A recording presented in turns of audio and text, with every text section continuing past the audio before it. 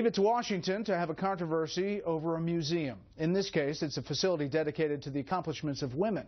But correspondent Shannon Bream tells us, since it is in the nation's capital, politics is definitely playing a role.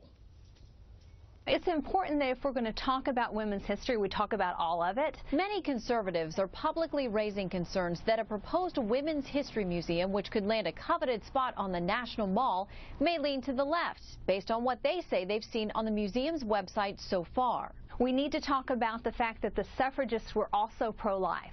We need to talk about that Margaret Sanger, in addition to founding Planned Parenthood, had eugenicist views. Our concern is that this is going to become a platform for leftist ideology and indoctrination school for school children. Joan Wages, president and CEO of the proposed museum, says it's far too early to talk about specific content and that a bipartisan congressional commission would have initial oversight of the project.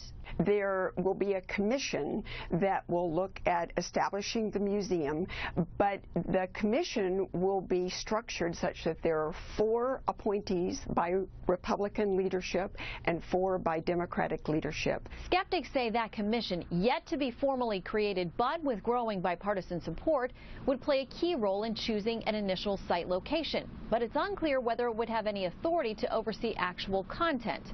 A council of advisors made up of historians, professors, and experts had been advising the museum, but one member says Wages disbanded the group after internal criticism. Historian Jim Grossman, who worked to help craft some of the Smithsonian museums on the Mall, says any credible project must bring professionals on board. So this is what's crucial. Transparency basically means having a group of people whose expertise people can trust in this case. Despite disbanding the advisory council, Joan Wages says the museum planners do continue to work with other historians and that it would be, quote, absurd to try to do the work without them. Bret? Shannon, thank you. A hostile